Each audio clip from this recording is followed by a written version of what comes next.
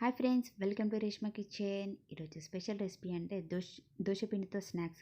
ఇప్పుడు ఒక బౌల్ తీసుకొని అందులోనికి ఒక కప్పు దోశపిండి వేసుకోవాలి. అంటే దోశపిండి అనేది పులవాలండి, అప్పుడే బాగుంటుంది స్నాక్స్ అనేది. తర్వాత ఇందులోనికి 3 స్పూన్ల మైదాపిండి, సన్నగా కట్ చేసుకున్న ఉల్లిపాయలు, కొత్తిమీర, పచ్చిమిర్చి, రుచికి సరిపడు సాల్ట్.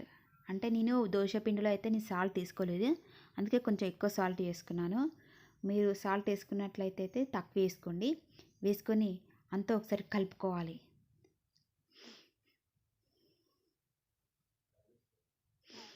ఇలా అంతా ఒకసారి ఇలా కలుపుకొని మూత పెట్టుకొని ఒక 10 నిమిషాలు పక్కన పెట్టుకోవాలి.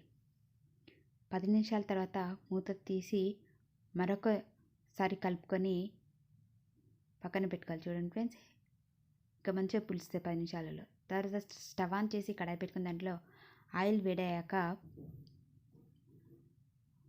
మనకు పునుగులకు ఎలా వేసుకుంటామో అలా చిన్న చిన్నగా వేసుకోవాలి.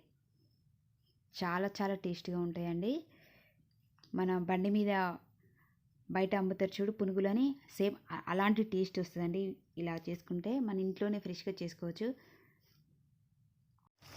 ఇలా చిన్న చిన్న పునుగులాగా వేసుకున్న తర్వాత దాన్ని 1 నిమిషం పాటు అలాగనే ఉంచి ఒకసారి రెండో వైపుకి వేసుకొని బ్రౌన్ కలర్ వచ్చే వరకు ఫ్రై చేసుకోవాలి. ఇలా ఫ్రై అయిన తర్వాత దీన్ని ఒక బౌల్లో సర్వ్ చేసుకోవాలి. చూసారు కదా, మంచి కలర్ వచ్చేసింది.